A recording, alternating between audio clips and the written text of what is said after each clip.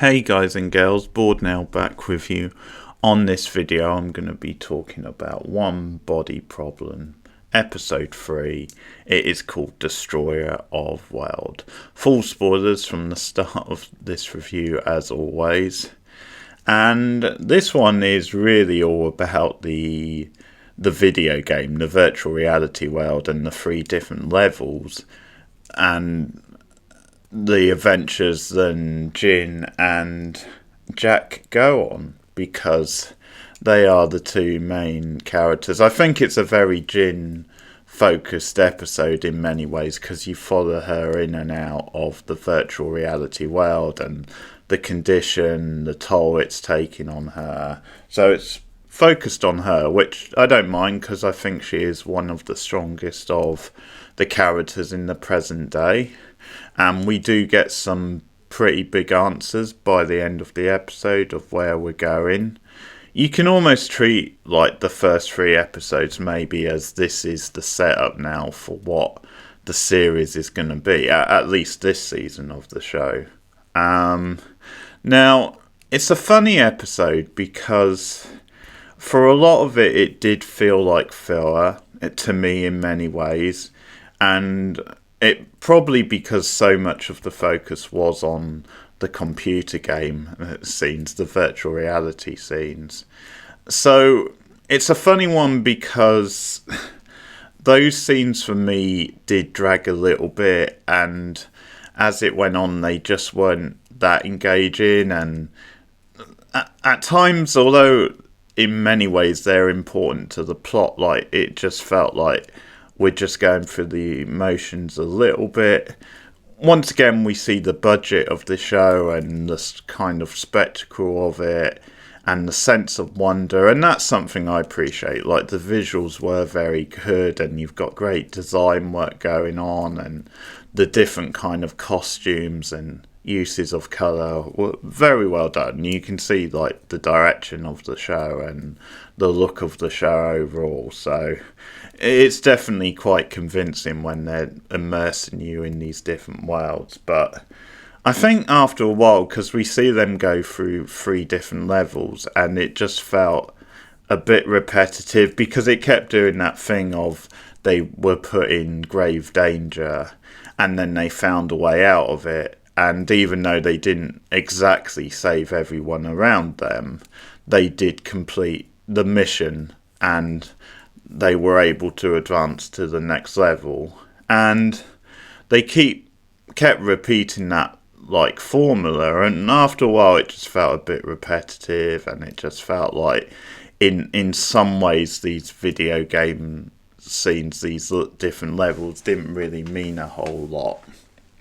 So one thing that happens before they go into the world of the game is then they're all at Jack's house, and it's been established he's a really rich guy who's living off like a crisp franchise which he created, and really fancy sort of house.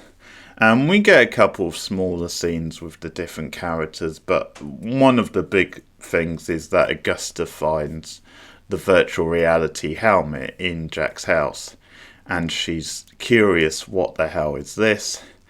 And she puts it on and freaks out, because the woman, once again, who's been cutting off Jack's head various times, she takes a swing at Augusta in the virtual reality, and Augusta understandably freaks out and questions, what the hell is this? And Jack says to her then it was put in his house mysteriously, like without him knowing, and it was just there.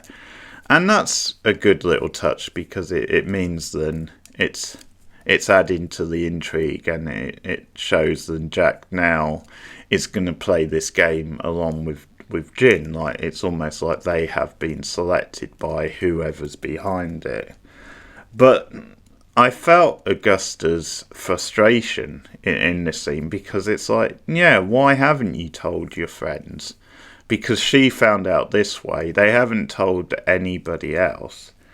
And What I like about this scene is Augusta asks some important questions because she's looking at it from a science point of view and a logic point of view, because she can tell that this is unofficial technology. It's not like technology than you would find in society, like established technology. And she points out, because of this, it's dangerous for you to be playing it.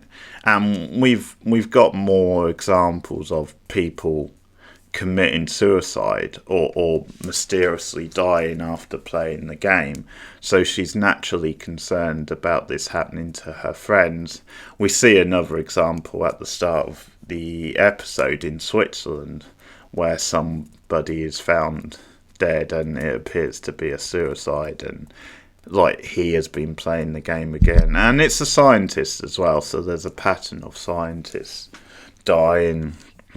So Augusta makes them swear not to play the game again, and of course we know they're not going to hold to that, even though they say they will.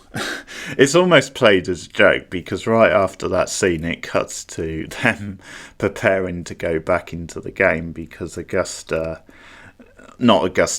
Jin has all this research. She's got the whiteboard out again and has all these plans on how to go through these levels. And yeah, they go along, and it's different, like, historical figures that they meet, different challenges. So at one point they come up against Genghis Khan, and he wants them to calculate how long until the chaotic era. And they say the science is like too complicated. So you've got people like Isaac Newton and another famous scientist there, and they have a supercomputer which calculates this. And so Jin and Jack find that there's a problem, and they're trying to convince Genghis Khan, but he's basically going to kill them. They're frying they're in like boiling water, and just at that moment, as it's coming to the crunch, like it's clear, because like Khan's slave starts dying, and they like convince him. And this scene is pretty wild, because they go and fly. There's people flying everywhere, and because Khan is pissed with the two scientists, he calls them like charlatans, and he slices them both in half as he's flying through the air. It's pretty impressive coordination, but. So that part of the scene was pretty wild, but because you get a few of these scenes, it does drag on a bit, and it becomes a little bit repetitive for me. Like, it wasn't that fun to watch these scenes, and like I said, it did feel like they were going through the motions a little bit. Also, it's just a bit of a weird structure, because like computer game logic and structures are very different from like stories in TV shows, because it felt like there was a lot of toing and froing, where the characters would complete one level and then you would come out of it and they would be doing other things outside of that. You would cut to different characters, and it was just the flow was a bit off, because it's almost like if you were playing a video game and that kind of game, like, to really immerse in it, to really get into the journey of it, you probably would just play for a long time, many hours. And like, if you kept coming in and out of it, it probably would kill the flow a little bit. But it is something you can do, whereas maybe in like a storytelling in like cinema or TV, you don't want to do that. But the point I was coming to is that by the end we do get some big answers, and the way the episode ends I really liked, so I can forgive in a way like it feeling a little bit plodding, and because we got such a big ending, it did feel like it paid it off, so I can kind of forgive it. But it was just a bit of a weird episode because of that.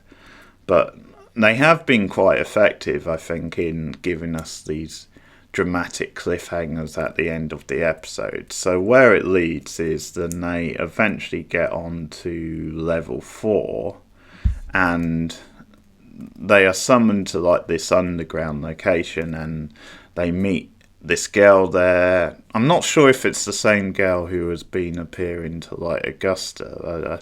I think it was a different girl, but she says you're the first two in the UK to get to this stage, and they want answers, but she says if you go into level 4 you will get answers.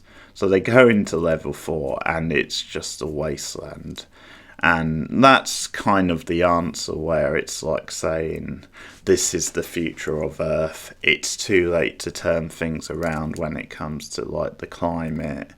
And you see the girl there, like the young girl that they've been seeing on the other levels, and it turns out she's an alien, like she's from another planet. And that's where we're leading, is then they're saying it's too late to stay on Earth and survive, but what we can do is we can move to another planet and live on another planet. And that's something which has been touted about and talked about by people over recent years, because this has become like a topic. What would happen one day if we couldn't like survive on this planet long term? And yeah, so it's been talked about, like, would we actually move to another planet? Like, how would that work? So it's tapping into that, and that's the part of the twist I quite like, because when it was just like, oh, they're in a wasteland, and it's like, okay, we're all doomed, I don't think. And it just felt like a bit of a flat reveal, and it was like, yeah, it's the next level isn't a proper level, it's just this. But once they put that little spin on it, where it was like, we're talking about like the two worlds coming together and living together on a different planet, that made it much more interesting for me, because the girl says we'll see you soon, and they say that we're travelling, we're on our way right now. And they also mention the technology that was developed years ago in China. So they mention the main scientist, Lin. And that was a bit weird. We didn't see Lin in the episode. I thought that was a bit strange, considering it ended with the cliffhanger with her last time. I was expecting at least something with her, but I guess they wanted the main focus to be this stuff. So it does connect the two sides of the stories quite well, and there's some intrigue, but that's not the only big moment, because when they come out of it, Jack is like really skeptical, and we get this Mulder and Scully thing almost going on, because Jack is the skeptic, where he thinks this is all fake. He's thinking, yeah, they've used technology to fake this and trick us, and once again going into the deep fakes idea. Whereas Jin is pretty convinced. I mean, everything she's seen, she's taken in by it, and at least curious. So I like that there's a difference between the two. And once again, Jack's pretty funny how flippant he is. He's like, you do your thing, I'll be in the pub. And he just leaves. And that comes back to haunt him. So we see him back in his house, his fancy house later on. Amusingly, he's got a Manchester City laptop, and the actor's a Man United fan. So maybe that was a bit of a rib on him, who knows. But as the scene builds, you see then it's Lawrence, I think, the Benedict Wong character. He's watching him from the outside, and you thought, well, where's this leading? And he's confronted by the girl again, and she's mad because he turned them down, like, didn't. And it turns dark. She kills him out of nowhere, like she stabs him, and he dies, and she says all you had to do was keep playing. And probably in many ways it's no surprise then this is like turned sinister, and it turns out then they don't have the freedom they thought. Like, he didn't have the freedom just to walk away. But I didn't expect him to die. That's a big moment, and seems to be one of the main characters. So it was surprising when they actually killed him off. I guess it could always be reversed later on. I don't know, but like it did seem like this is a big moment, and that's it. So interesting stuff, and another dramatic end to the episode, because another thing is if Lynn or Jin, sorry, has been taken in by this whole thing, then it sort of adds stakes to what's happening with her, because she has no idea that they've killed Jack at this point. And I think the impression is that they're going to make it look like another suicide. That would make a lot of sense. Because the other thing is, with Lawrence watching on the outside, he doesn't see any of this. Like, he just sees Jack out the window and doesn't see that he's being killed. So again, they're definitely using this deep fake technology to cover that up. So I would expect it's going to turn out that they're making it look like a suicide. That'll be a thing in the next episode.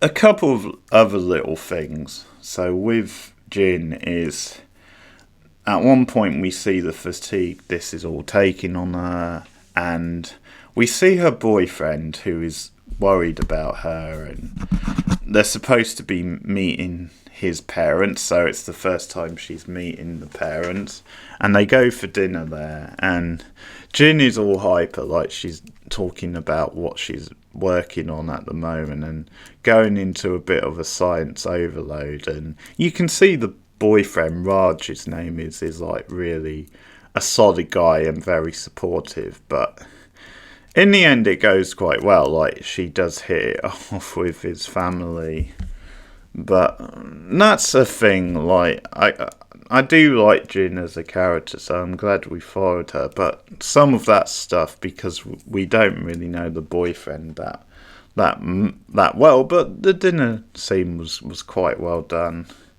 The other thing is with Will, I guess, because we have a little scene with him and Jin when they're at Jack's house, and once again he still has feelings for her. She doesn't know about his cancer, and it's just a nice little scene between them. He opens up a little bit. He says he's quitting teaching, but he doesn't really say why. He just says there's a greater purpose, really, and he's talking about maybe them going somewhere travelling, like just use the money, just use Jack's money, basically, and Jin is like, yeah, okay. Well, she's quite positive, but is also a bit, yeah, maybe one day, and it's an okay scene, like, because it's Will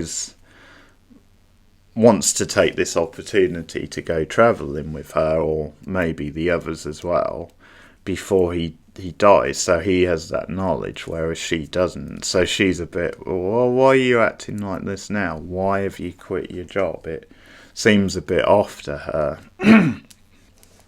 There's another funny scene with Will in the hospital where he's getting treatment, and Jack and Sol come to visit him, and he starts acting really weird and paranoid. So, and he says to them, you've got to protect Jim from Raj. Like, he's a funny guy, he just smiles all the time, and just says you've got to protect, like, he can't be trusted. And it's one of those scenes where I think we're just meant to assume then what he's going through, like his condition is making him a bit edgy and unpredictable. But it did cross my mind if, like, he was being affected maybe by something or other outside of that. But just a bit of, like, a weird sort of scene. The other small thing which I find a bit off is maybe the Sol Augusta dynamic, because she has more freakouts in this because the numbers return, and the reason the numbers return is that she's being pressured by her boss to return to her experiments.